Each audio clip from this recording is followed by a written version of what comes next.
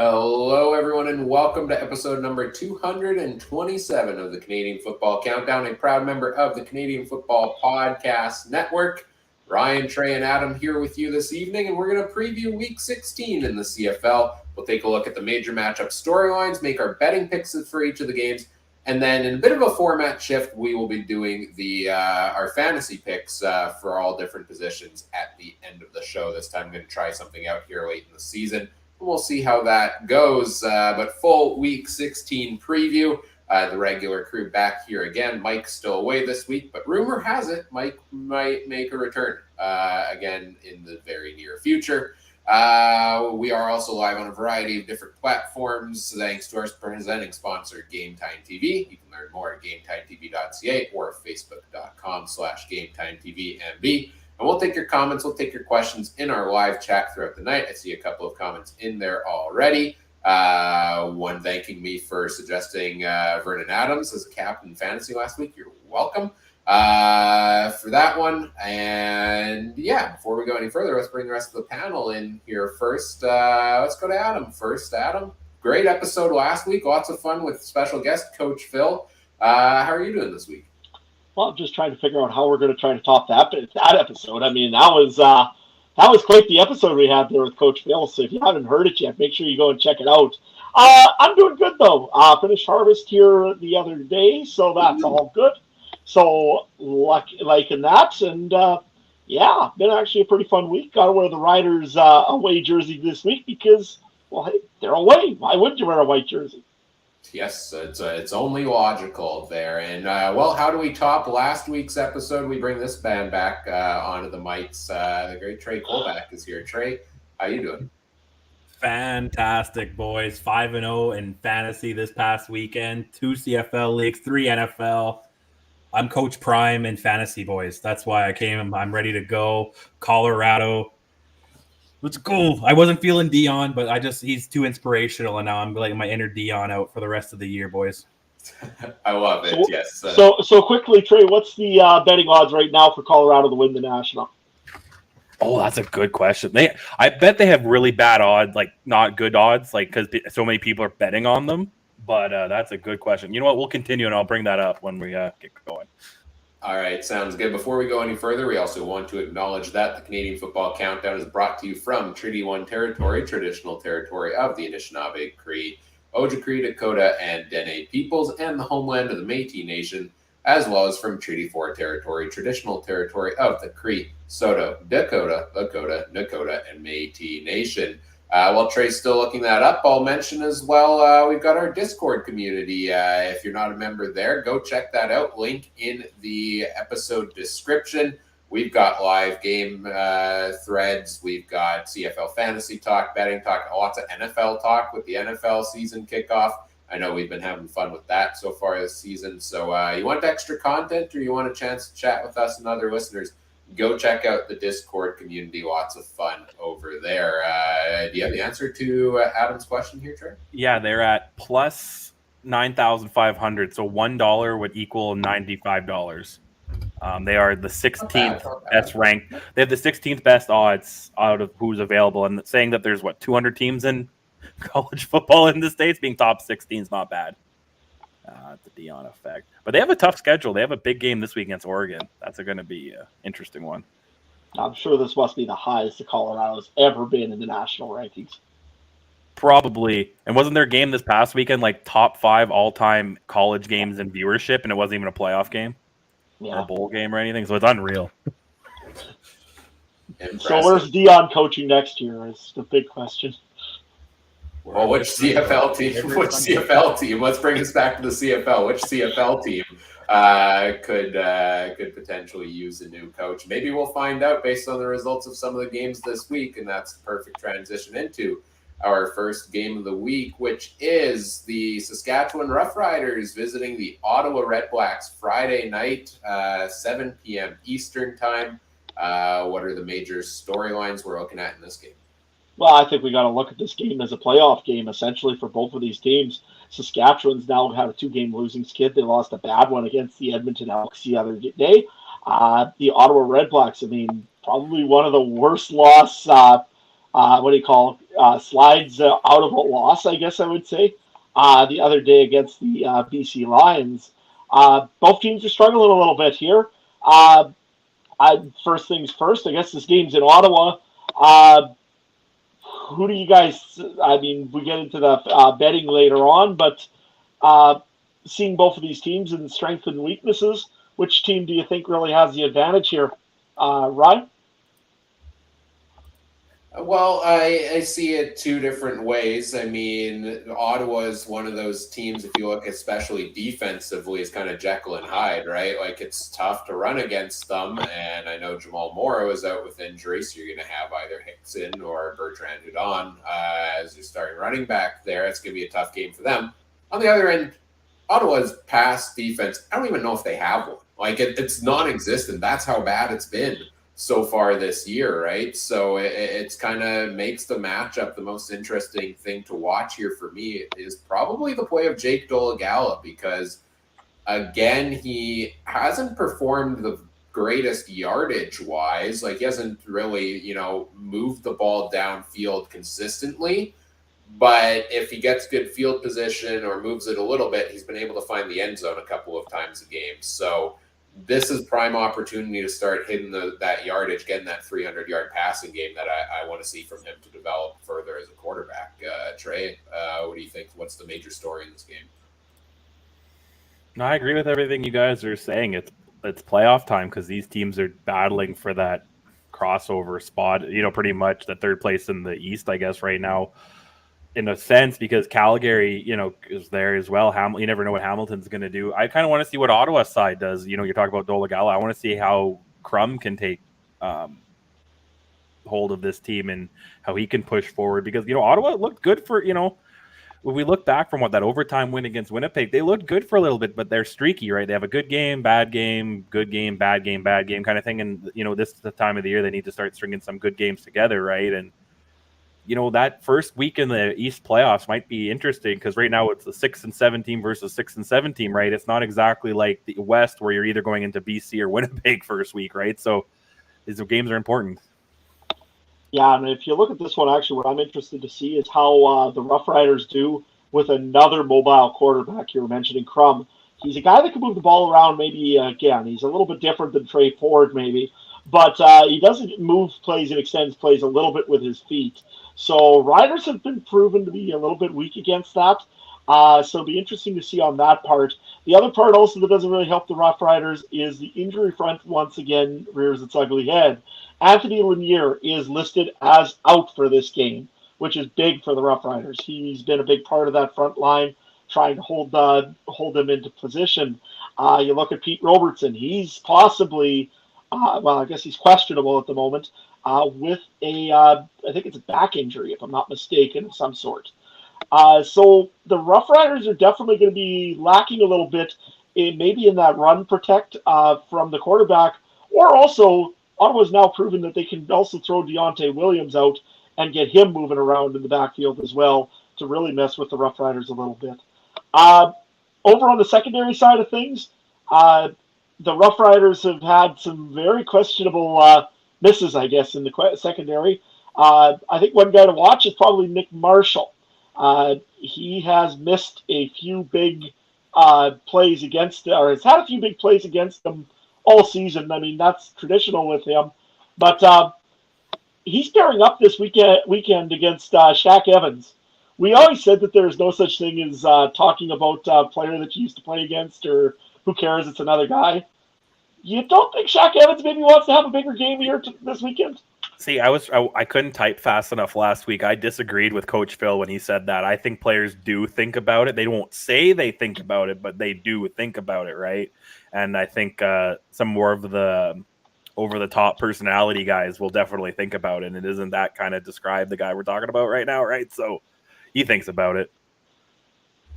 I have a quick question. Ryan, you go first, and then I have a question for Adam specifically. No, I was just going to agree with you on that one, that if there is the case of bulletin board material, it is going to be against former teams. I don't think it's as much like the case we talked about last week was we're probably going to play this team in the Grey Cup. This is a Grey Cup preview. But, if you've been slighted by your former team, I think I think there's a bit of an extra edge there potentially. Yeah, my question, Adam, I don't want to word this right. What's the temperature in Saskatchewan and Regina with this team? Because how bad would it be if they do miss the playoffs? You know, I would think that it would almost cost Dickey his job still. Okay. I still think that, because that loss last weekend really disappointed some Rider fans, especially against Edmonton. They had that game won, essentially. They thought they did. I know that Dolegala has really been praised quite a bit in Saskatchewan lately. He seems to really be well settling in Saskatchewan. That being said, I know that there was a little bit of questions about the front play of the front four in the defense. There was actually some questions on that, which, again, hasn't come up all year. The other thing also that's gone away a little bit, and I haven't heard of as much, is the Roughriders and the offensive line play. I mean, there's been injuries, and I think maybe Rider Nation understands that, which is weird that Rider Nation actually gets it. That usually isn't common either. But I think they're not as worried about the offensive line anymore. It seems like that defensive secondary was a little bit of an issue. The pretty much the linebacking core was okay. I know that they're really happy with Jackson Ford right now and how he's developing. And then, like I said, the run game has been a little bit concerned all year because Morrow hasn't really lit it up. Which brings me to my next point here. Thoughts on Frankie Hickson in this game? It's going to be his first kind of feature back start, I guess, for the season, I would think. What's your guys' thoughts on Frankie Hickson walking into this game here? I mean, Ryan, you've said it before. They do have a little bit of a run defense, Ottawa.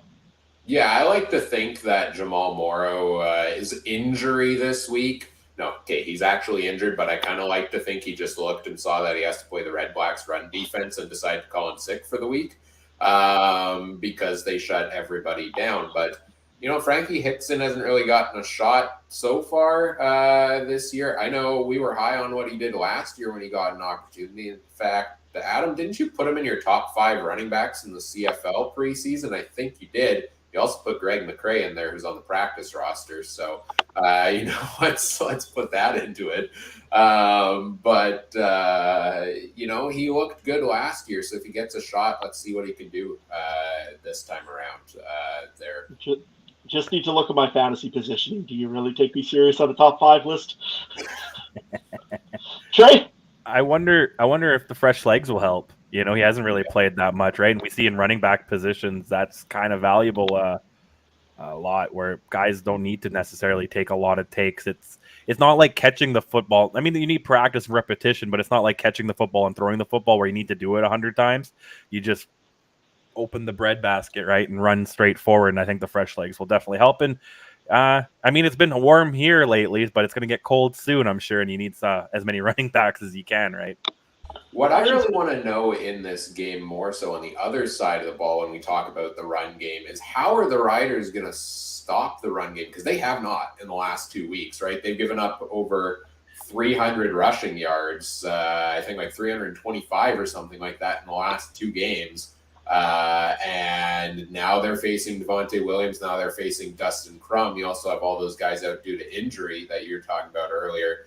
Kind of final question here before we move on to our picks for this game for you, Adam, is how do you think, is that a concern for you from the Riders side, that the rushing ability of Crum and Williams this game? Yeah, it's been a concern, I think, for a lot of guys in the last little bit. I mean, you watch Brady Oliveira just run right over top of the Roughriders for 2 games, essentially. Before that, they did have a good game against Mizell, I guess. They did stop him from running all over, but that was the last one. Ever since, they've had Oliveira. They've had you've seen Kevin Brown run right over the Roughriders last week to get going. Trey Ford was running around the Riders. And it's been a concern, and I don't know what you do exactly here. I mean, they do have the right pieces in there. With the injuries this week, that doesn't help anything. I mean, Big Micah Johnson up the middle does help quite a bit for things, but I mean, I don't know. It doesn't seem to work right now.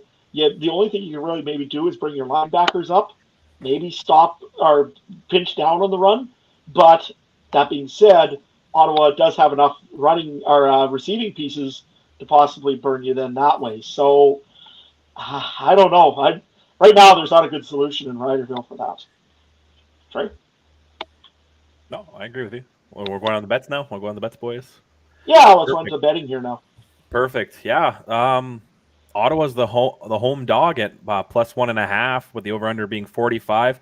A nifty stat that I like looking at nifty stats like this. Ottawa is 0-6 against the East Division, which by my math would make them 3-4 against the West Division. So I am going to say that Ottawa is going to win this one. I'm going to take the 1.5 because they're at home. This is just as much of a must-win game. This is one of those games I'm not going to be upset if I lose because I think Saskatchewan could very well win this game, but I'm going to go on a hunch and take Ottawa. Ryan? Yeah, this one's tough for me to pick because Ottawa is trending into that Edmonton category of like just continually finding a new dumb way to lose a game. The Edmonton at the start of the year category. And this might be the best 3-10 football team in the past decade because they've been good. They just can't seal the deal. I could see a case where the Riders win this one as well, but I think I'm going to go Ottawa just because of all of those injuries on Saskatchewan's side make me nervous in this game for them. So I think I'm going to take Ottawa. And I think I'm going to take the over because this is Jake Dolegala has been throwing touchdown passes, and I expect a couple again this week. And I think the Redblacks offense can put some points up too. Yeah, well, I agree. I forgot to say I take the over. So Adam, what do you got? Well, I've got the over also because, yeah, Dolegala does seem to be able to generate some points. One team needs to win, and one team has to win. There is a difference in there because the Riders right now need to win a game. They got to keep up with, try to put the foot on the throat of the Edmonton Elks and get them out of here. They've got to keep up with the Calgary Stampeders to make sure that they don't give them any life as well. And Ottawa, though, on the other hand, if they lose this game, I don't know. They're almost eliminated because you aren't going to catch Hamilton. Hamilton has the tiebreaker. Essentially, Ottawa almost has to win every game now. It's not any more choice for Ottawa. I'm going to go with the Riders just because I really think that Dolegala is maybe going to turn a page here. I just don't like that run or pass defense of the Ottawa Redblacks. And this is setting up perfectly for the Riders, but I'm very scared about that defensive front for the Riders, giving up a lot of run. But I'll say runs are worse than giving up a bunch of big, deep passes, so I'll go with the Riders. I like how Adam had this long ramble, but we all knew all along he was taking the Riders. Yeah. I was really thinking about it. Honestly, I was. Yeah. All right, let's move on to our next game here, which is the BC Lions facing the Edmonton Elks. This one is Friday night, 9:30 p.m. Eastern time. What is the story here? All I need to do is one thing. Hey, Ryan, do you want to go and tell us the stat there for the latest points for, points against for the BC Lions against the Edmonton Elks? This is my favorite game to talk about here because I don't tweet much, but one of my go-to topics to tweet is just continually update the running total of the beatdown the Lions have given to the Elks in the past couple of years. Let's see. Coming into this year, you know what? I'll skip that one. I'll go straight to the overall number. Their last 6 games, the Lions have outscored the Elks 228-53. Including 2 games this year where the Elks scored 0 points. They have not scored a single point against the BC Lions in 2 matchups yet this season. So that's my question for both of you to start this off. As Edmonton has looked vastly improved in recent weeks, can they score at least a single? Trey? Yeah, I think so. Adam? They're going to score a point. I mean, they didn't have Trey Ford in the last 2 games either. You know what? They're a lot better team than they were going into the start of this season. I still have yet to figure out what Chris Jones was thinking by not playing Trey Ford earlier in the season or by not running Kevin Brown for the beginning of the season. Oh, wait, that was probably just Stephen McAdoo. You know what? This is a different Elks team. This isn't the team that was playing them before. No, Elks will get at least 1 point. That being said, on this, you know what I've heard of is all about the running backs this week in the CFL. First of all, it was who's the best CFL running back. Next, it was about one of the NFL teams saying, "Oh well, they'll just come in and take Winnipeg's running back." I was like, "What?" I didn't even know they knew who Winnipeg was. That was just I'd rather take that guy over Bell. That was the Chris Streveler effect. He actually made Winnipeg famous in the NFL. Yeah, okay. But anyways, I just want to bring it out there. Is this almost like the golden age of running backs in the CFL right now? I mean, it seems like every team has a really good running back. And unless I'm not thinking of this right, like BC is probably like maybe the weakest with Mizell. Other than that, every team has a pretty decent or like a young or a very decent looking running back. Thoughts on that? And even with Mizell, like coming into the year, that was our big concern was BC didn't sign a running back and they were bringing somebody new in. And I'd say he's performed pretty well. Like he hasn't lit it up week after week, but he's been solid there. I don't know. It seems like the running backs are solid. Maybe it's just that for the most part, the running backs have been healthy, right? Like all the talk about the lack of quarterback depth is because we're on our third and fourth string quarterbacks. But, Kadeem Carey missed quite a bit of time there. Other than that, who has really missed much time at the running back position? Maybe a game here, a game there for most teams, but it's been pretty consistent, which is the exact opposite of what we've seen 2 weeks into the NFL season.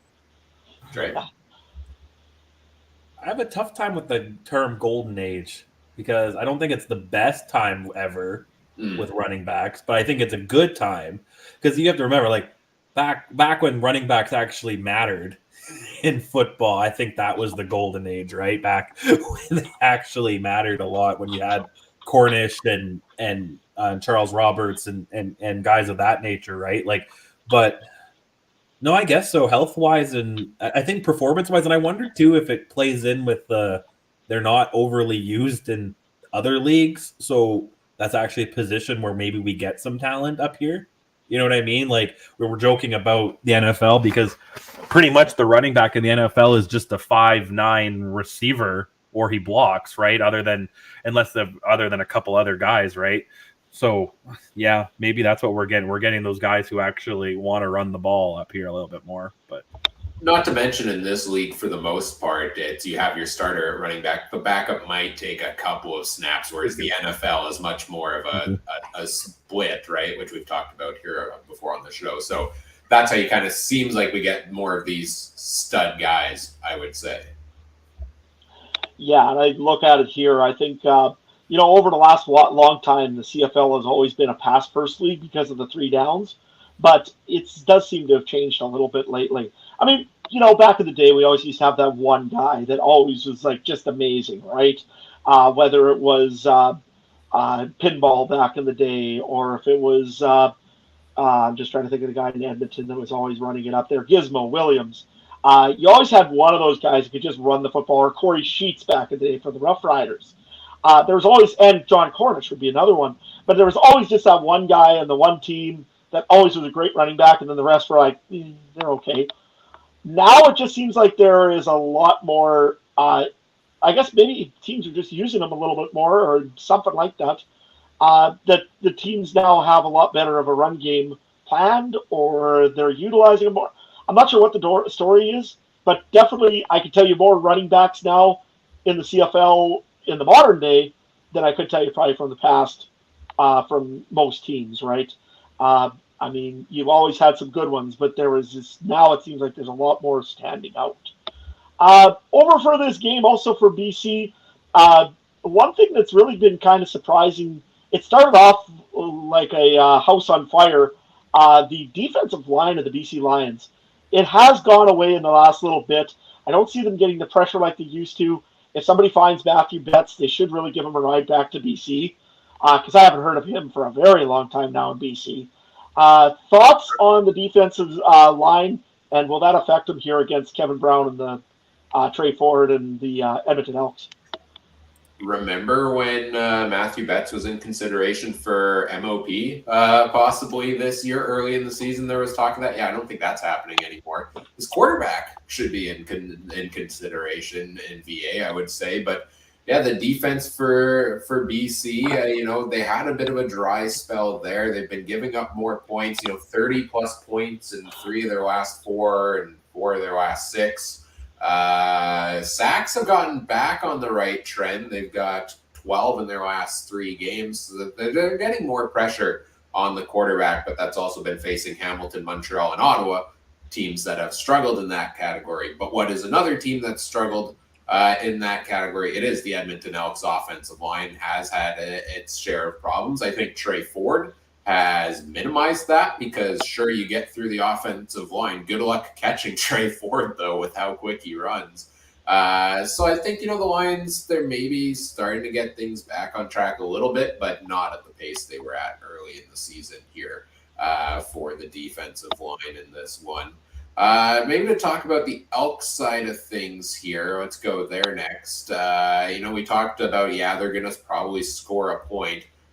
But how much different, this is a question for you first here, Trey. How much different just do the Elks feel lately with the presence of Trey Ford and Jarius Jackson? They're like, this feels like a whole different team where, I was throwing those stats out earlier. Are those stats even relevant? I don't think so.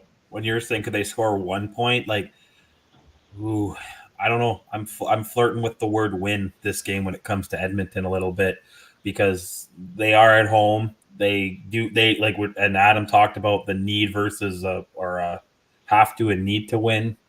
And BC's kind of comfortable. Yeah, BC's catching Winnipeg, but at the end of the day, I think it's a lot harder or it's a lot easier to try to get your motivation to play to make the playoffs, let alone a home game or a home game with a bye, right? A little bit. And I think Edmonton's that team with a chip on their shoulder, and I think they might have a good shot in this one. And yeah, when you're talking about that stat, that to me seems like a whole different team. You can just link that. Like the team before the win, a home win and all the wins is a lot different than the team now, I think, right? That's the Elks 2.0 right now. Are you good, Adam? Yeah, no, I'm good. I just had to jump on and off for a moment. So, I'm, I'll agree with you, Trey. I mean, this is a completely different team since Stephen McAdoo kind of got demoted in this team. Really, I mean, Jarius Jackson's called a great book for the young quarterback. I mean, would I like to see him make more passes and stay in the pocket a little bit? Yeah. But I also see him doing what he has to do to succeed. And I think you got to give a lot of credit to the Jarius Jackson for at least having that out route or something there in case Trey Ford either needs to run or if Trey Ford actually can find somebody open. And I think Jarius Jackson's done a pretty good job of getting guys open when he has to for Trey Ford. I know some of that's scrambling, but the other part also that I really like about this is we haven't seen a run game out of Edmonton until probably, last week we really seen it start up. But against the Stamps, I guess, was really when Kevin Brown kind of stood into his own. And I think that's only going to help the Elks. And it'll also take a lot of pressure off of Trey Ford because do you go after Kevin Brown or do you go after Trey Ford? That sometimes can be pretty confusing because both of them are pretty darn good. Well, and we talked about Kevin Brown here a little bit already, but remember, let's go back to preseason. Look, all my Elks takes preseason were trash. For the most part, I was so high on them coming into the year. I predicted Dylan Mitchell to finish as a top 5 wide receiver. That's not happening. I picked Taylor Cornelius in the first round of our fantasy draft. What a joke. But the one take that I think I predicted the Elks to have more home wins than losses, which, if they get on a roll, I guess maybe it could come close. But the one that actually might come true is Kevin Brown is the leading rusher in the league. Now, I don't think he's catching Brady Oliveira. I think that's going to be really hard to do. But if the Bombers are able to, with a couple weeks left, lock up first in the West, do they rest him a little bit? And then that opens an opportunity for Kevin Brown because, I'm just pulling up the rushing totals here, but he's second in the league now. He passed 1,000 yards in his second season here, and he's about 190 behind Oliveira. It's going to be tough, but he's been on a roll lately, and I think he truly is one of the best running backs in the league. So, that has been a huge elevation for this game, for this team as well, is the presence of Kevin Brown. And offensive threat AC Leonard, right, Adam? I know you had some stats on that this week. Yeah, I was looking that one up. The second highest receiver in touchdowns right now for the Edmonton Elks, AC Leonard. Hey, he was an old tight end. Why not? That's kind of cool that they've been using him. And I really like that out of their special team sort of jumble package that they go and they bring in Taylor Cornelius. And you look at Cornelius, you think, oh, yeah, definitely, he's running. And all of a sudden, nope, just a little bit of a floater over top to AC Leonard the way he goes. Even if it's against the Riders, I mean, I'll still. Of course, it's against the Riders every time. I mean, I'll still love that. That was pretty great. Over in the comments, Buckshot Kid on YouTube, just take a look at the last 4 games the Elks won. They're not top teams. I'll agree with that. But you still got to admit, they are a lot better than what they used to be. I mean, don't forget, they also never beat the Riders 2 times in a row. Maybe over self-induced stupidity once in a while. But nevertheless, it doesn't feel like the Elks are out there just to lose a game now. It feels like the Elks are actually trying to win a game instead of, just figuring out a way to lose. So now the thing, talking about the schedule there, because I just pulled it up, like the remaining games here for the Elks, it's going to be tough if we talk about, this team is making a comeback for the playoffs. BC, Toronto, Montreal, and Winnipeg, the 4 teams we've talked about as being the top 4 teams in the CFL. So if this team is truly turning it around, this upcoming schedule the rest of the way is going to be the true test of that. Anything else before we get into our betting picks here? I think I'm good. I'm good. I wonder, though, if playing Toronto the last week or second last week, and stuff like that might be a benefit with them resting. There too, you got to think of that too. You're only playing backups half a game, and so no, that's all. But yeah, this betting odds plus another row or home underdog. It's 2 now on Friday Night Football. This one's a little bit bigger. Edmonton plus 6.5 with an over under 49.5. Tell you right now, I'm going to go under the 49.5. Oops, I hit some button here, guys. I apologize. You're good. No, I know I couldn't see my odds here for a second.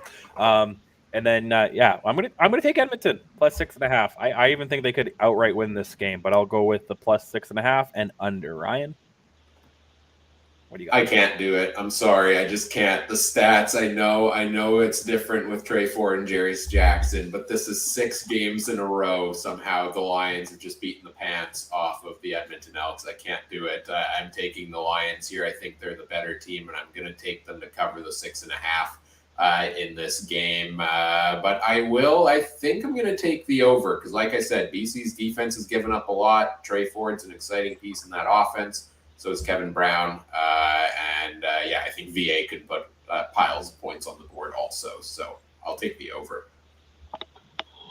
I'm going to go with the BC Lions winning this game.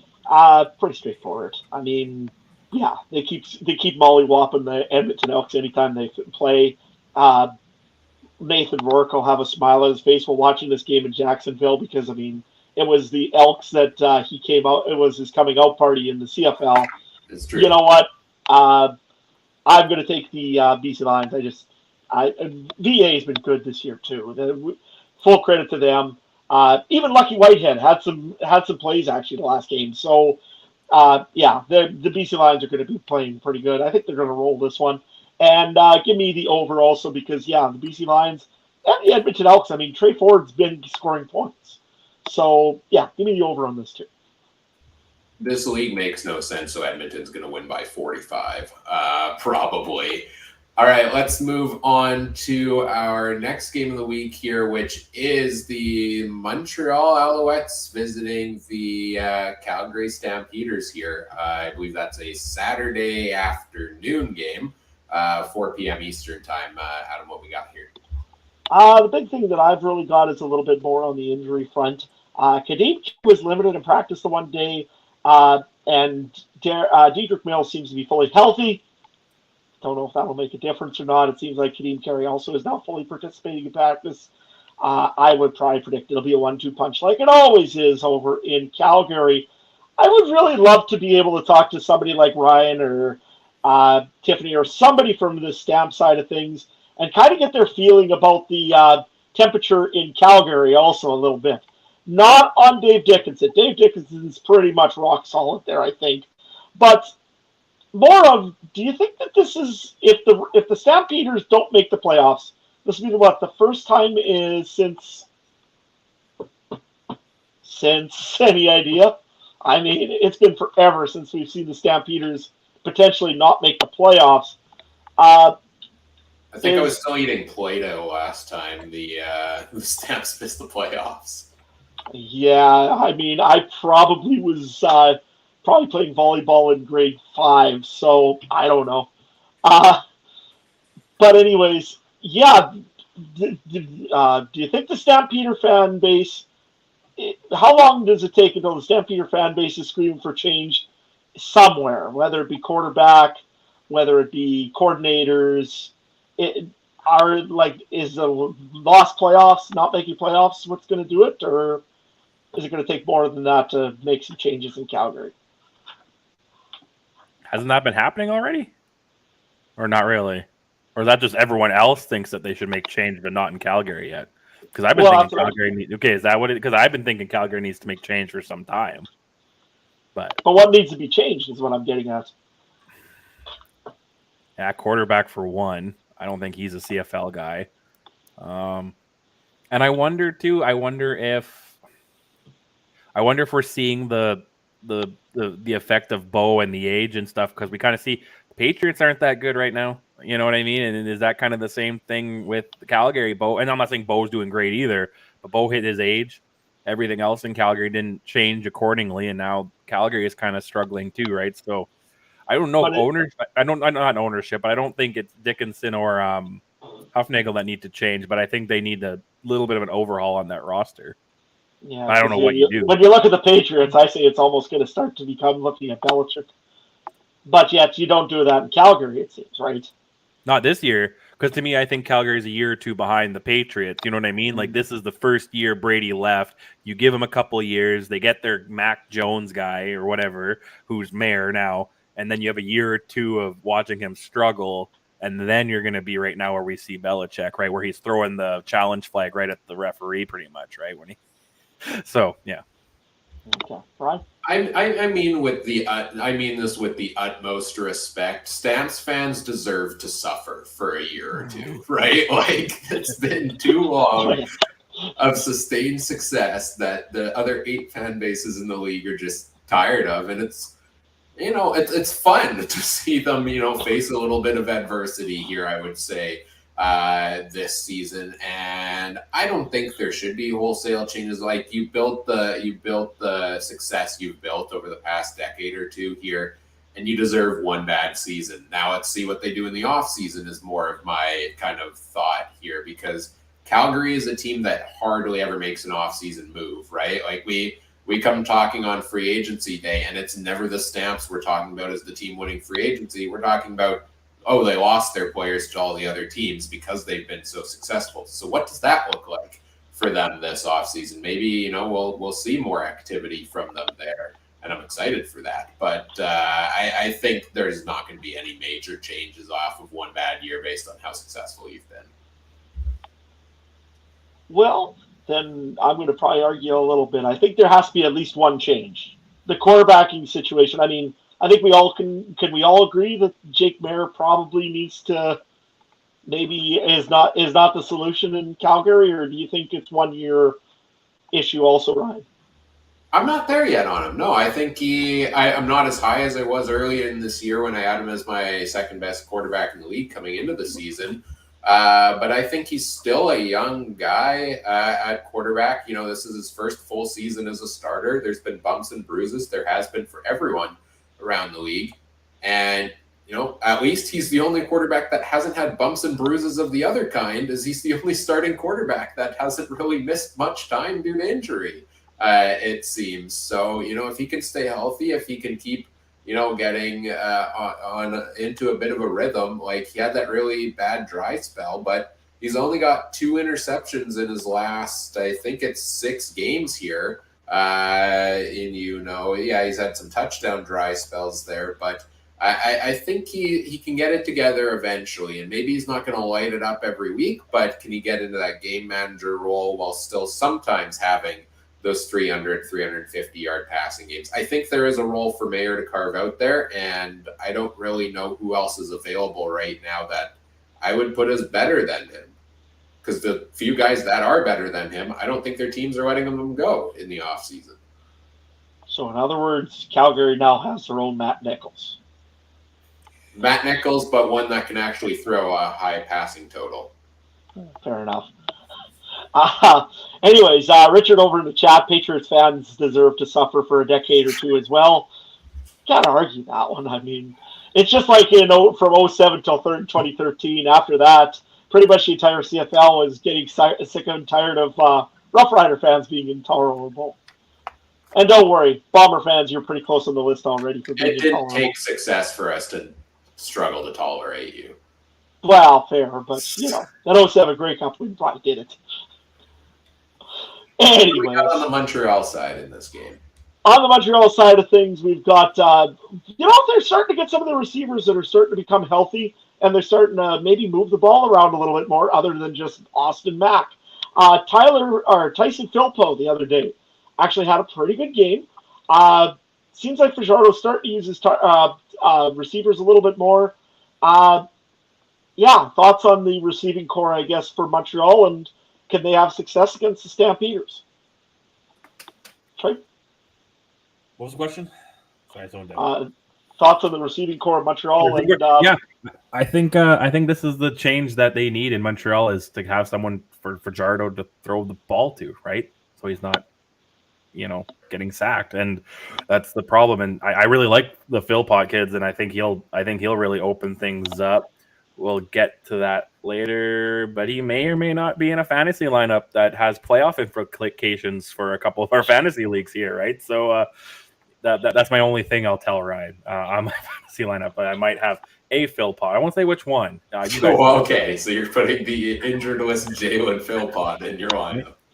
You never know, right there. Bold strategy, Cotton. Let's see how it pays off for you. Yeah, I think I had a little bit more expectation out of Montreal this year, and I think they're floating well. But remember, they're sitting on that bubble too. They're sitting in second according to the standings, but they're tied for second with Hamilton. Hamilton's got a tough test though, but again, how hard is Toronto going to be playing down the stretch here? You never really know. So wins are valuable, right? So I think the receiving core is coming back at the right time. Well, we always see that every year, right? A team that's 6-7, they get a couple injuries, a couple guys off the injury reserve. They get right into the lineup, and next thing you know, that team goes 5-6 straight down the stretch here, right? And somehow we'll have a game in Hamilton in November. Ryan? Yeah, Montreal's receivers, I think, have stepped up, right? Like, Greg Ellingson has been out, except for that one game. He's been out all year. Reggie White Jr. has been out. They lost Winicky. They lost Eugene Lewis in the offseason. Like, it was a whole overhaul. But Austin Mack, Tyler Sneed, those guys have stepped up. Tyson Philpott finally had that breakout game this year we were waiting for him to have in this season. Kylan Julian Grant's taken a step forward. He got back in the lineup last week. Should probably be more active this week. But in saying all these things, this team can't put touchdowns on the board offensively. Like, they really struggled to do so, and I'm just trying to find it here. Offensive touchdowns on the season. Montreal is last with only 22 of them through 15 weeks of the year, and it's really not great. It hasn't been successful. They haven't been putting those points on the board. Just 12 passing touchdowns on the season. Ottawa only has 6. Ottawa has 6 passing touchdowns through 15 weeks of the. My goodness.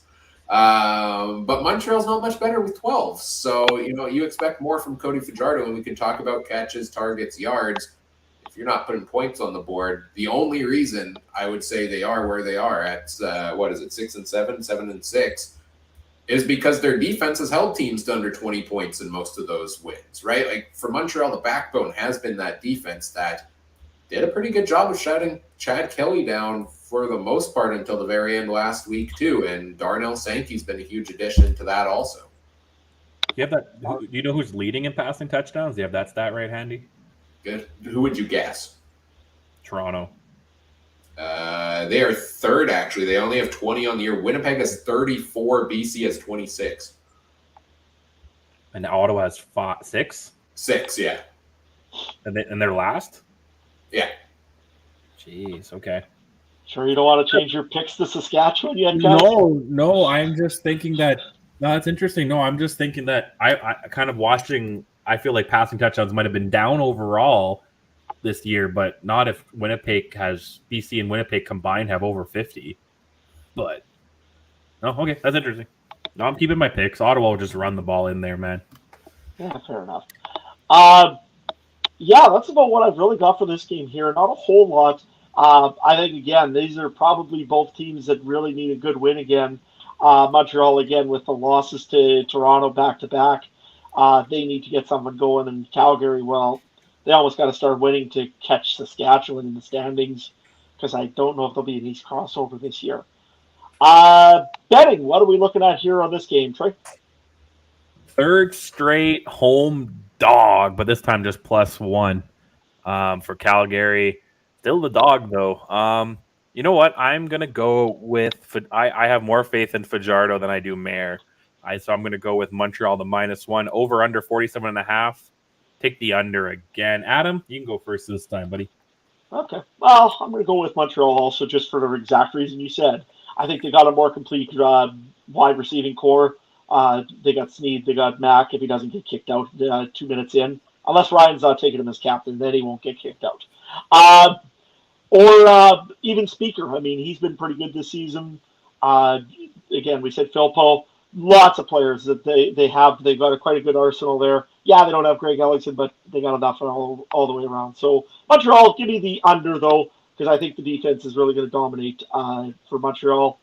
And I don't know. They should get a few points, but they're going to get 47.5 on their own, Montreal. Ryan? Yeah, I'm going to... It's such a tough one when it's a toss-up like this, but I think I'm going to take the Alouettes as well. Again, they seem to have that trend of they play really well when it's not playing one of the top teams in the league, and Calgary is definitely not one of those top teams. So as much as I make fun of Montreal's 12 passing touchdowns, Calgary has 14. Like, it's 2 more than that. It's not been that much of a difference. So I'll give Montreal a bit of an edge here in this one. I think they always play kind of well against Calgary also. And yeah, I think I like the under if we're talking about these touchdown rates. I think if I'm going to pick an under on a game, this might be the one I'm taking this week. That's brutal. They're averaging 1 some teams, and Ottawa's clearly less. But oh wow.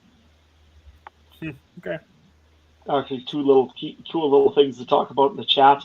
Ottawa did beat Winnipeg and almost beat BC despite the touchdown disparity. So that just tells you, any given Friday or Saturday, anybody can win a game. I mean, Hamilton just beat Winnipeg, didn't they? Yeah. Well, it was the Big Mike Energy upset of the week. Absolutely what it was. I called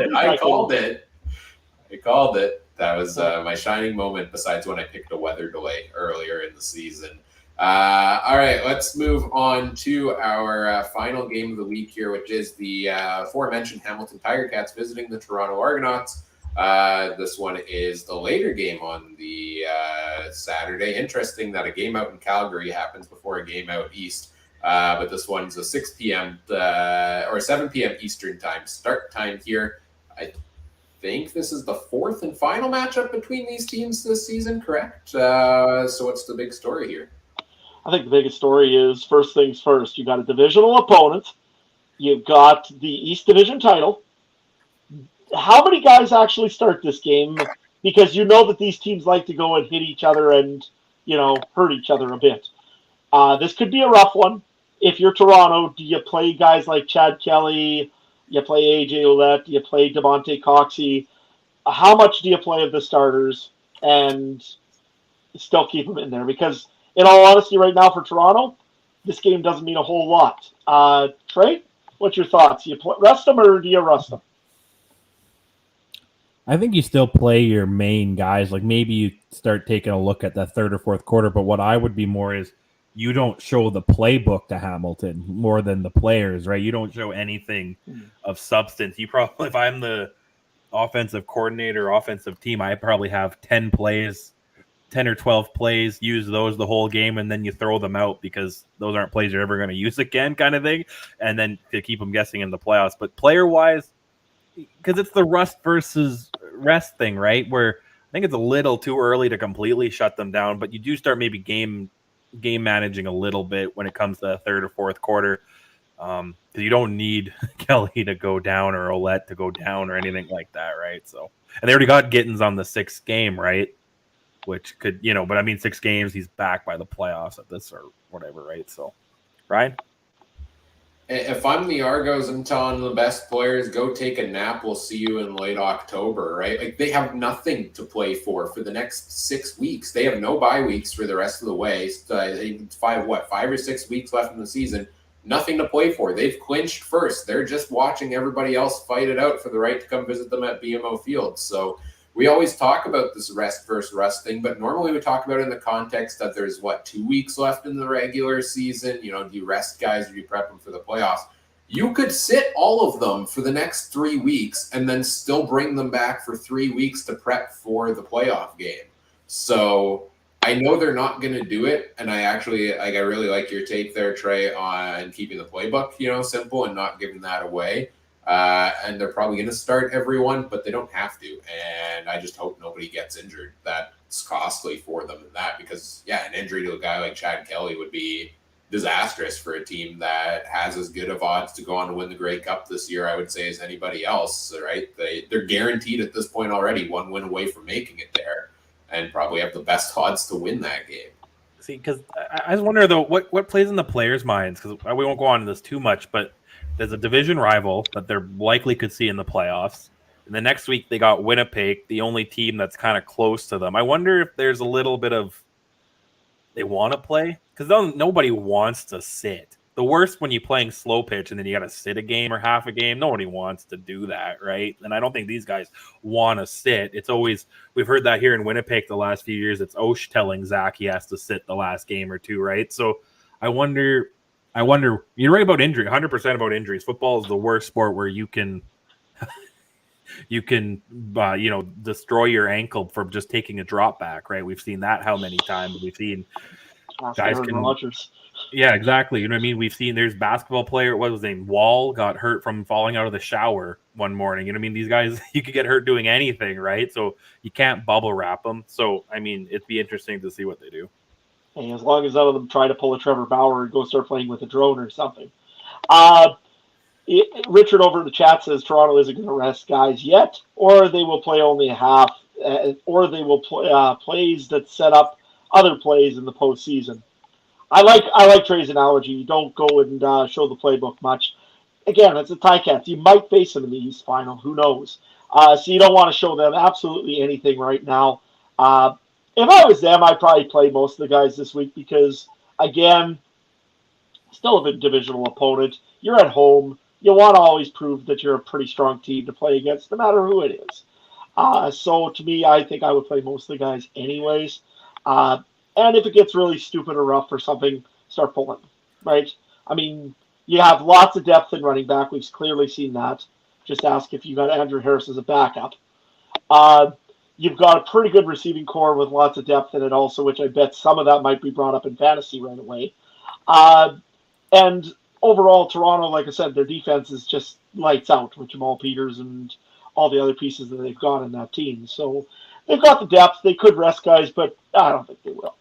Over on the Hamilton side of the football, not a whole lot really different from last week that I could really tell. I think that they had some success against one of the greater teams in the league.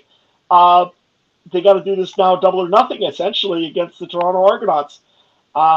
Any thoughts on how they can actually finally topple the Argos this year? I think they're 0-3 against the Argonauts right now, and most of those were pretty convincing fashion for the Argos.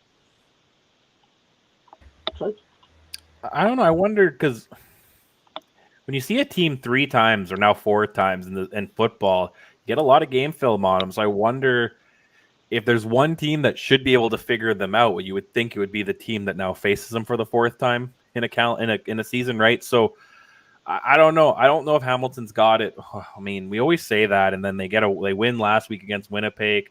They get these wins, and we hear about it from FM fam and all the Hamilton fans, right? So I don't know what they can do. I think they got to really involve Butler. That would be one. I think if they get this game, they need to manage it. They need to make Kelly or whoever the quarterback is, if they take him out, and they got to give him limited time, right? Maybe we'll see OJ Olette be under center for a couple of snaps since he can throw the ball, right? So, but they got to keep the time of possession, I think, in Hamilton's favor if they want to win this one. And it's got to, if they want to win it, they got to keep it a gritty, like 2017 kind of game where they just have possession after, and time, which is, yeah. Anyway, Ryan, what do you think? I'm high on the Ticats right now. Like, they've won 3 of their last 4 games. They beat the Bombers last week. They beat the Redblacks despite a big disparity in the amount of rest going into that game the week before, right? They had the short week. The Redblacks are off the bye. They did lose to the Argos 41-20 in that game, but again, 28 points on the board there. And then they beat the Lions the week before that. So, 3 wins in their last 4 games, including against 2 of the top teams in the CFL. This is a team that I feel like has always been a second-half team and is kind of turning things around a little bit. And I like them. I earlier in the season, you could not pay me to pick the Ticats to win a game, even against the Elks. I'm pretty sure I picked the Elks when they were 0-6 against the Ticats. But I'm feeling good about them right now at this point. And yeah, comment there in the chat. Cats on the road are 4-2, so they've been pretty successful on the road here so far. They've got a tall task. The Argos are a very good football team, and there isn't a lot to exploit on them. Their passing defense is one of them, but they'll beat you in other ways. So it's going to be a tough game, but I think the Ticats are also a much improved team from what we saw earlier in the season. And, Matt Schultz is healthy, and he's been the 3rd string. He's been the 2nd string. He's not getting that starting job back, I don't think, because Taylor Powell actually has not looked too bad the past couple of weeks. I don't know. What do you think, Adam? I think they're going to bring Bo Levi Mitchell back in about a week here and just go and absolutely just to punish Ryan. That's the only reason they're going to do it. If they do that, if they bring Bo Levi Mitchell back off the injured list and then somehow miss the playoffs because of this, I'm sorry, I'm not even talking about you anymore after that for the rest of the, we're not even talking about Hamilton in the off season if that happens. Honestly, Taylor Powell, you're right, has been playing pretty good football as of late. I can't see why they wouldn't try to keep him utilized as much as they can. Kyle Loxley is good in that kind of specialized kind of way. And you're right, you've also seen Matthew Schultz back in there a little bit. But I think this is Taylor Powell's team to, I think, almost take them to where they need to go. It sucks for Bo, but you know what? In the chat, the Buckshot Kid goes and says Bo's going to be looking for a new team next year. All I can say is, who? The TSN panel. I was going to say, Yes. they gave him a lot of Sportsnet money. panel. They're going to cut him? I mean, a lot of It's not guaranteed, though. Not guaranteed. Oh, some of it is guaranteed. No, none of his contract's guaranteed. Oh, right. You can't get the guaranteed contract because he got traded and he had. Did he get it? He would have had to been signed in Calgary and then traded his contract. Okay. You're right. Sorry. No, Bo Levi didn't get any guaranteed money, Richard. Yeah, there's no reason to hold on to him next year. He's not going to bring you any improvement unless you want to hold on to him to help be an offensive coordinator. Yeah, no, Buckshot Kid also brings up in there probably somebody in the US XFL will probably, I said that right, will probably be interested in maybe Bo Levi Mitchell. I don't know if there's a team in Texas. Yeah, that's honestly, I don't see him having a spot in a CFL team right now. I mean, name me one that honestly he'd be an improvement on. I mean, when everyone's playing their 3rd or 4th string quarterbacks, right? He's an improvement, arguably, in that sense. Fair, but I mean, right now I take Noah Gallo over Bo Levi. Sadly, I would too. Sadly, I think I might too. And I mean, the other 3rd string quarterbacks is Dustin Crum, who actually might be the guy for Ottawa eventually. Trey more than 6 passing touchdowns. Well, fair, and also probably one of those was Mazzoli's before he got hurt. Anyways. No, it wasn't because I got negative fantasy points. I know this, Adam. I know this. But I mean, the other 3rd string is Trey Ford. I mean, he's not a 3rd string anymore. We can keep calling him a 3rd string, I guess. But I mean, maybe Chris Jones does, but Calgary, they're the only guys that really need a quarterback, and I don't think he's going back to Calgary. Oh, that would be something. Anything else on that topic or the preview here for this game for you, Trey, or do you want to get into betting odds? Nah, I'd only keep him if the expansion draft was this year. So maybe then you could protect your other guy, and the Schooners had to take him or something, right? That's all I would do. But no, all I can tell you is it's Kevin Glenn that's going to the Atlantic Schooners whenever that happens. Yeah, the one thing I want to mention is that Hamilton is 4-2 on the road, but they are playing the 6-0 Toronto Argonauts at home and 7-0 against division rivals. So. Again, I wonder coming back to the rest thing, I wonder how many guys might look at that and be like, do we want to lose the division rival? Do we want to lose our record? What's more important? I don't know. And some guys got playing bonuses too. Do they want to rest or do they want to hit those benchmarks and get playing bonuses? Those come into effect too, right? And if you're sitting 3, 4, 5 games now, that affects those totals, right? So yeah. We'll go into Nick Arbuckle did not have a passing touchdown this year. I saw the chat comment there, but Tyree Adams did. So of the 6 they have, 5 of them are from Dustin Crum. Good to know. How many of them were against Winnipeg too? Make the playoffs first before you can start talking, man. I don't even know if any of them were. It was the defense in that game that and his rushing totals. All right, betting picks here, Drake. The first home favorite of the weekend. We got to wait till Saturday evening for that. Toronto, a big -10, a touchdown and a field goal. Yeesh, N45 is the over/under.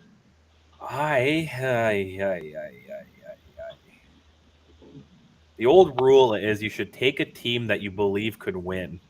Even with a big spread like this. I don't know. I know Ryan was hinting towards Hamilton. Yeesh. I'll take Toronto, the -10. No, I'll go Hamilton. I'll go Hamilton, the +10, and I'll go over 49. Ryan? It's time for the Big Mike Energy upset of the week. I'm taking the Hamilton Tiger Cats in this game. I couldn't do it with the Elks over the Lions, but I will take the Ticats to at least cover the 10-point spread here. If not win the game, I think there is a chance they win this. They've got a lot to play for here. The Argos really don't have anything, and I think the Ticats have been much improved lately. And maybe I'm just trying to get myself and our Ticats fans good books after I just trashed the team for the entire first half of the season. So, I will take the Ticats, and I think this could be a high-scoring game, so I'm going to take the over. I'm not going to use Big Mike Energy. I'm going to use logic in this one of why the Ticats are going to win this game. It's very tough to beat a team 4 times in a row in a season. And Ticats got books, and they got paperwork, and they know what the Argos are. The Argos know what the Ticats are, but I don't think the Argos care as much. I'm going to go with the Ticats in this one here. I'm going to go with the Ticats to win this game. If they don't win this game, the Argos win this one. This could be the East Division Final prediction. I'll say Hamilton will beat Toronto in the East Final if that's the case. It's very tough to beat a team 5 times in a row. But yeah, I'm going to go Ticats in this one, though. And give me the over. This could be a shootout. Well, real quick, we kind of didn't touch on this, but maybe real quick before we move on, pinball got an extension. What are you guys' quick thoughts on that? Awesome.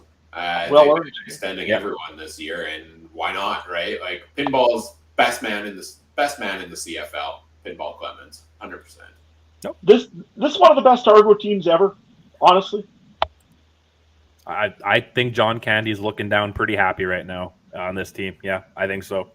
I think so, and I think it all came from that 1 or 2 drives in Regina last year, and they just kind of kept going, right? So, yeah, no argument there. They're stacked across the board.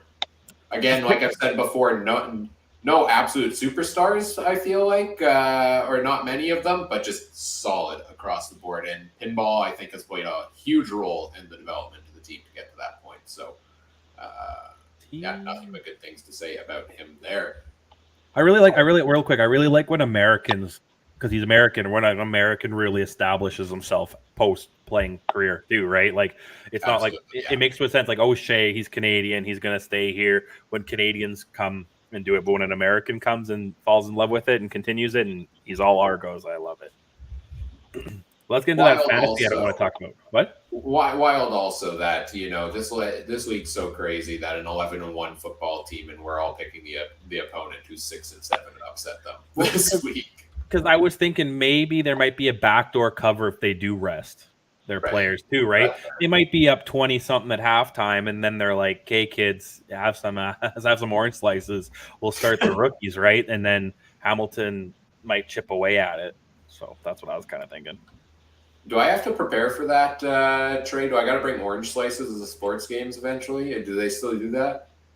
They Are you don't allowed do to even? I don't think so. My kids don't have that. All right. Don't bring your nachos to the game either. Apparently they kicked the bag. Just water break every 20 minutes. That's about it. Sounds good. All right, let's get into our fantasy talk here. Fantasy players to watch. Again, we'll go through position by position this week. Notable context, perhaps, for some of our picks. We've got a lot to play for here in our couple fantasy leagues here this week. I know in our draft league, I caught up to Mike a little bit last week, so I'm about 20 points behind him, 20-25. So I got to put the pedal to the metal this week. Big pickup of Tommy Neild for $23 for me in our draft league this week because I thought people would bid on him, but nobody did. So we'll see if he can lead me to victory there. In our podcast network league, it's the final week of the regular season there, and I am currently in first, and I need a win this week, I think, to stay in first, although I think I have it locked down based on the point totals. Adam, it's going to be tough. You're not technically eliminated, but I think it's going to be tough for you to make the playoffs, unfortunately, there, so nothing to play for. Well, it's still a bit to play for there for you. But Trey, win, and I did some loose math, and I think you've got a pretty strong overall score. So win, and you're in this league. I'm not guaranteeing that, but I'm pretty sure that's the case there. And then in our Discord league, where we play head-to-head with members of our Discord community, all of us are fighting for those final 2 playoff spots. There's about 6 people fighting for them. Trey, you currently hold the last playoff spot there. Mike's right behind you. I'm right behind Mike, and Adam's right behind me. And Mike and I play each other this week. So if I can take Mike out, I can knock him out of the playoffs and hopefully secure a spot for myself. But Trey might block that. So, and hey, I still have a chance. All I need to have is get a 200-plus point game. I need Ryan and Mike to tie, and I need Trey not to submit his roster. It's as simple as that. I already hit save, baby. Don't worry about it. So you're saying there is a chance. All right. So what's that username and password, Trey? I don't think you can clear out a lineup full. I guess you could and then hit save. Put one player in there. You'd have to put all backups. All bombers this week, baby. Yeah. True blue and gold. There you go. All right, format for the fantasy players to watch. We're switching it up a little bit now. Instead of going team by team, what I'm going to do is I'm going to give you top 3 suggestions at quarterback, running back, wide receiver. We'll do maybe 5 because there's a lot to choose from. We'll talk about why none of the defenses are worth it, but you have to pick one anyways. And then we'll do top 3 value plays. So I'll give you the guys I've got here. And you guys can chime in as well if you have anybody else in your own top 3s potentially. You don't have to give away your exact pick if you don't want to, but you can maybe give a name that's in your top 3 considerations if I haven't mentioned them. Let's start quarterbacks, and I think there's 3 guys that are top plays almost every single week in no particular order. There's Vernon Adams Jr. at $13,500 for the BC Lions. He's got 5 straight games over 300 yards passing, 3+ touchdowns, and over 23 fantasy points in 4 of those. The Elks have done better at shutting down the passing game from other teams lately, but the Lions have had the Elks number big time the last couple of years. So VA does unfortunately throw a pick or 2 here and there, but I think he still overcomes that just with those passing totals and his rushing ability. Speaking of rushing ability, how about Trey Ford at $10,000? 20+ fantasy points at every start but 1 this year. He's only got one game over 200 yards passing, but he's good for at least one touchdown per game and averaging 78.5 rushing yards. And the opponent this week is the BC Lions, who just struggled to contain Dustin Crum's rushing ability, and I think they're going to struggle to contain Ford here as well. And then Chad Kelly at $13,000. His numbers have come down to earth the past 3 weeks, with his highest score being 20.7.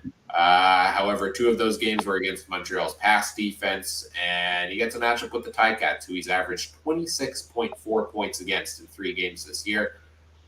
I think you can expect him to deliver another MOP-worthy performance because I think he's a front runner for it.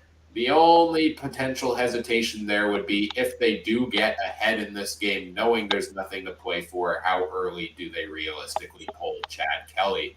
Adam, any other quarterbacks strongly in consideration for you that in your top 3? Yeah, one that you didn't have in the top 3. Jake Dolan-Begala. Now, I know he's expensive. Don't get me wrong. $10,000 is quite a bit for the guy. He's playing the Ottawa pass defense.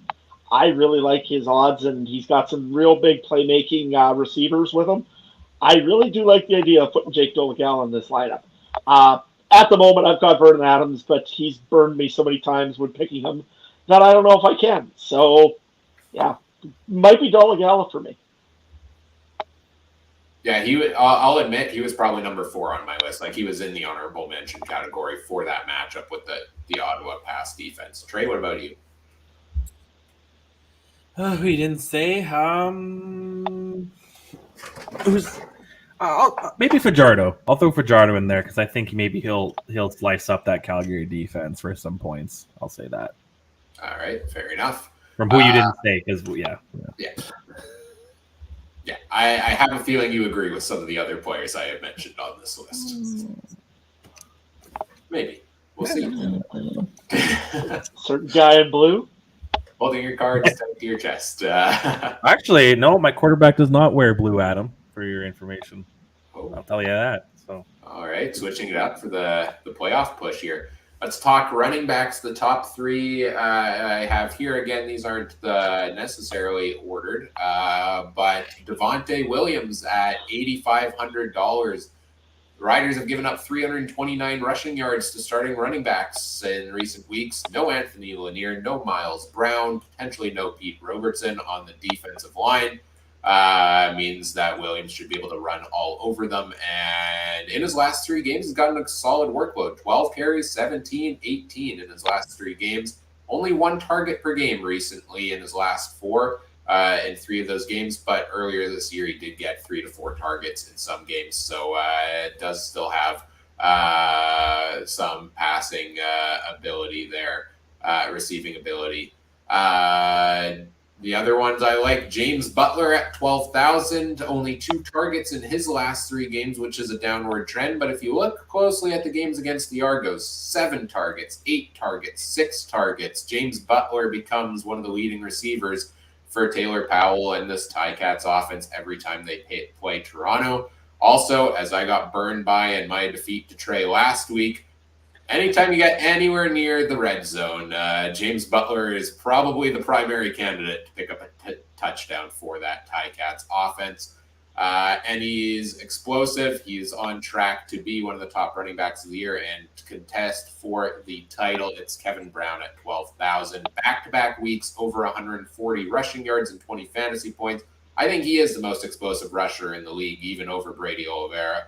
And averaging 14 carries in his last 6 games. So if he can keep breaking off those long runs, I think that's going to be another great day for Kevin Brown. I'll give that as my top 3. I got an honorable mention later. If you guys don't already mention him, anybody not in that top 3 that you have, Trey? Sorry, you said Brown?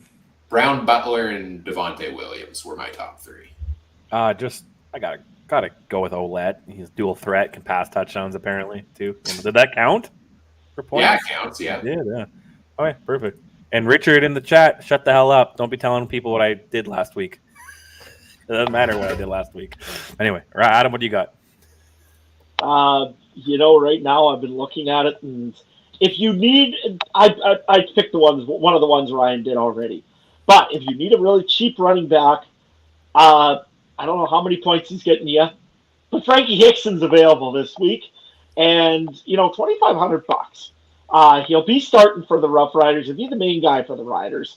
Who knows? Maybe he can change something around, switch something up, and get you some big points. So that's the only other one that I've got is Frankie Hickson, potentially. But right now it's Butler and Brown for me. All right. Honorable mention to Kadeem Carey. I mean, he's cheap. He's $7,000. The Alouettes' run defense isn't great. And, he can put points on the board, but it looks like Dedrick Mills might be back this week. So the dual split kind of scares me a little bit there. Let's talk wide receivers here for this week. I'll give you 5 names here quickly to run through because you got to pick at least 2. Plus, you're probably picking a wide receiver at flex. Maybe you'll take a running back there. Keon Hatcher last week sucked after averaging 10 targets and 19.5 fantasy points in his last 6. Before that, he had just 2 targets, 3 points last week. I think that's a weird outlier. I think he's going to bounce back to his normal this week. He's also got the best positional matchup on his team against the Elks at wide receiver. And if they have a big day, I expect him to be involved there. Tim White at $11,000. 3 straight games over 100 all-purpose yards, 4 of his last 5. He's also averaged an impressive 8.8 targets per game, and I think with a couple more weeks like this, he's going to be the leading receiver in the league. I think he can pass Austin Mack and claim that title, and Dalton Schoen as well. I think he's up there. Also, it's a left slot back against the Argos. They give up 15.8 per game. Best matchup for any wide receiver across the league. Adam believes strongly in Jake Dolegala this week in that passing offense against the Redblacks, and so I believe in the wide receivers in that room as well. And I think you could make an argument for almost any of them, but I like Sean Bain Jr. at $10,500. He has a consistently high target share, 9 or more targets in 6 of his last 8 games, and Ottawa's giving up 14.8 points per game to his position, so it's a great matchup there also. Then we go into, those were kind of the first 3 easy ones I slotted in there, but 2 more ones I do like to consider. Eugene Lewis at $10,000. Since returning from his injury, let's take the first game back out of the question because maybe we're easing him back in. 15.5 fantasy points in his last 4 games. He's got a bit of a lower target share with only an average of 6 in that span. But Trey Ford doesn't pass a ton, but when he does, he looks for the big plays. And I think there are a few better big play receivers than Eugene Lewis in the CFL. And finally, Markin Michel at $10,000. 14.3 point average in his last 3 games. He's Calgary's deep threat. Bagleton's more of the short, repeated target guy. But if they want a big play, it's going to Markin Michel a lot of the time.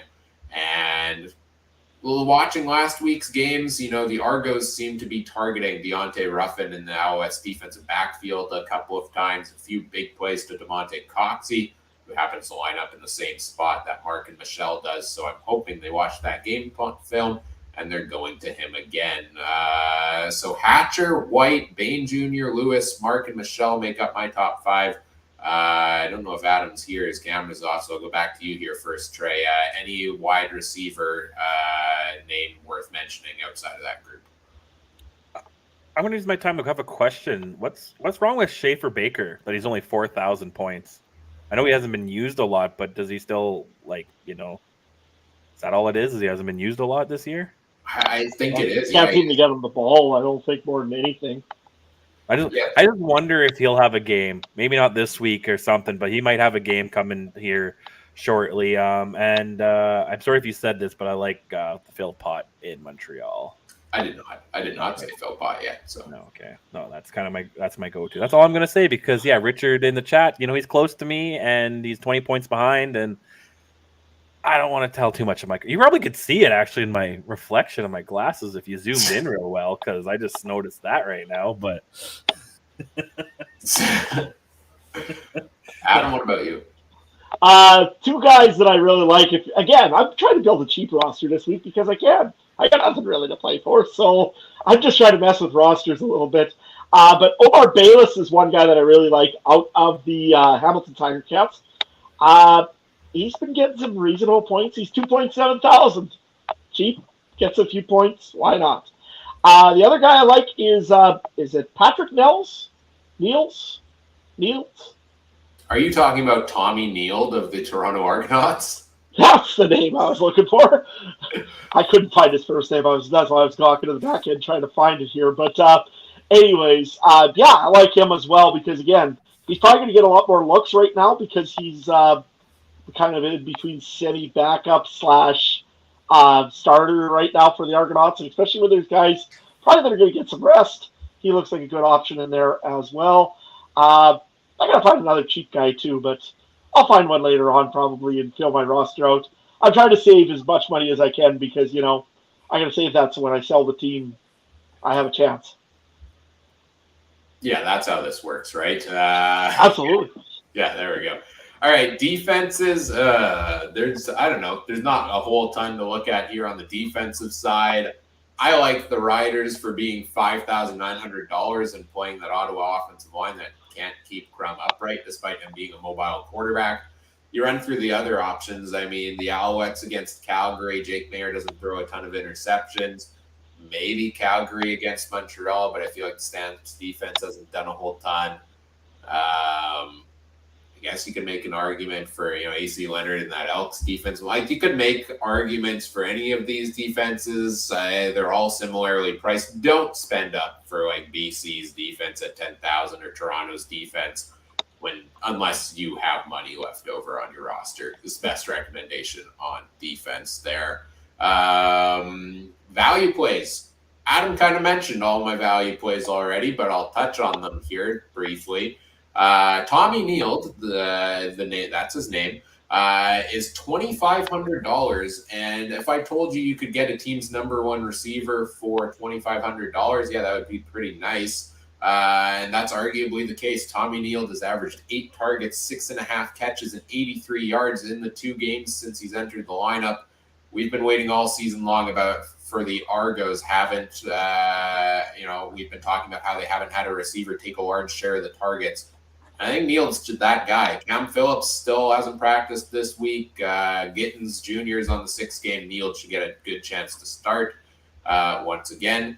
I also really like Omar Bayless at $2,700. He got a chance with Duke Williams being out in his 2 starts, 4 catches, around 50 yards in both of them. The Argos are tied for the most points given up to starting right slot backs as well with 11.2 per game, so I think he can easily outproduce the price. And the third one I'll throw into this list is whoever the starting running back for the Riders is, whether it's Frankie Hickson or Thomas Bertrand, who's done.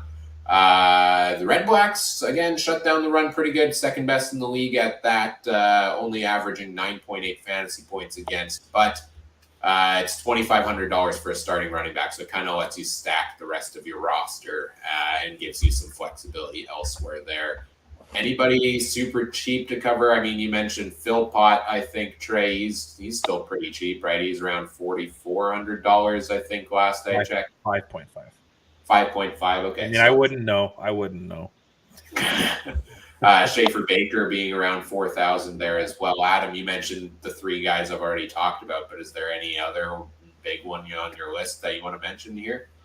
Yeah, actually, there is one more. I just got to look up the name here really quick. So I don't make a mistake. Yeah, from the Montreal Alouettes, Darnell Sankey. I mean, he might be playing for running back. You never know. He's only 2,500.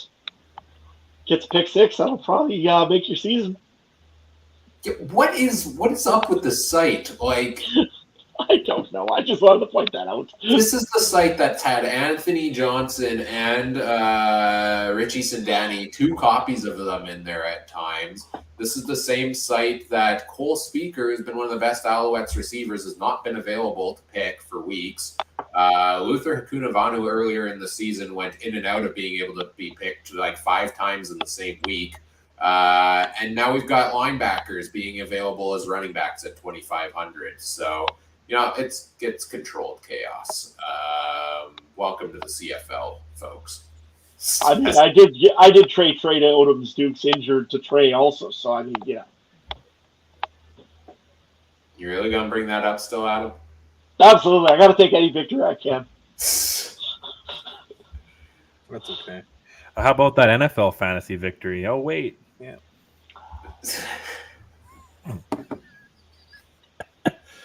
Anyway. Oh, to reiterate, they're asking about my D because if for anyone who knows, Deion Sanders gives out D and L's, right? And L for leader, D for dogs. 5-0 in fantasy this week, Richard, amongst different platforms in both CFL and NFL. That's why Dog and Deion, Coach Prime is here, man. I'm making the playoffs every league, and Yahoo can shove it. No 0-15 for me, man. Oh boy. But Coach Phil, hey, I was predicted to be 15-1. I'm 0-2. So I'll do my Coach Phil rant, but at Yahoo. Like, look at me here, Yahoo. You don't know nothing about the flex offenders, boy. Let's go. Yeah, can we just like we did our NFL fantasy draft with members of our Discord community before the season started, and we used the Yahoo platform, and it likes to auto generate your draft recap thanks ChatGPT. And I don't think I've ever seen this before, where Trey was predicted to go 0-15 on the season, despite picking a decent roster. Although I saw this week you dropped your boy Dalton Kincaid. What happened to that 4th round pick, man? he just didn't fit into the plans anymore. But it might, basically the free agency pool is just a giant practice roster that I can choose from at any time. So. Oh yeah, well, if we're the only ones bidding on it, then we got free reign, right? Exactly. And let's face it, again, mine went the what do you call ChatGPT, CPT or GPT, whatever it's called there. It went and said I was going to be 14-1, so I'm waiting. I've never had such a bad record given to me from that Yahoo 0-15. Like, and I'm on the verge of going 3-0, baby, because Ryan doesn't even have a defense. So let's go. Yeah, just wait. I don't need one. I don't even need one to beat you there. That's giving you more of a chance. All right, let's wrap this show up here. We'll be back again next week, same time, same place, with our Week 17 preview. We'll do all the same fun things that we've done tonight.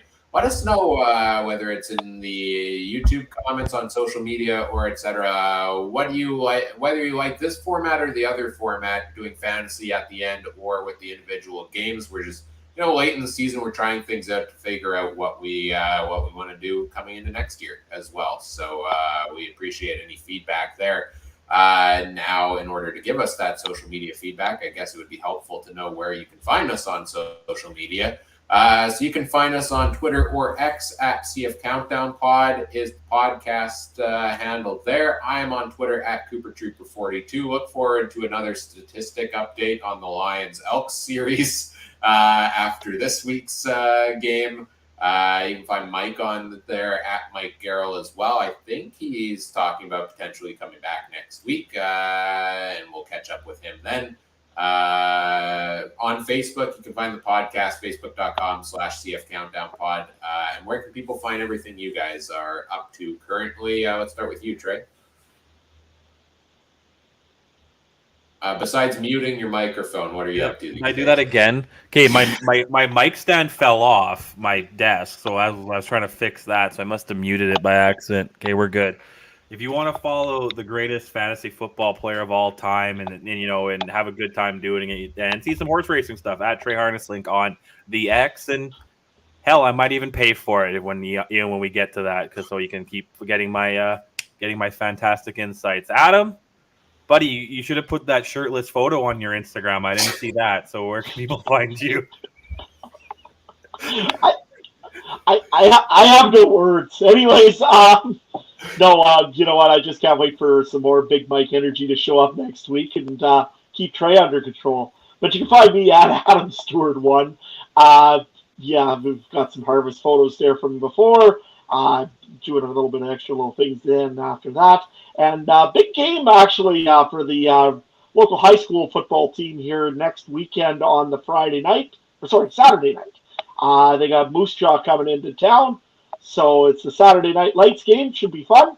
I know the place that I work is involved with that one, so they wanted me to make sure I mentioned it. Should be a fun game. So if you're out in the east central Saskatchewan area, be sure to check that game out if you get a chance.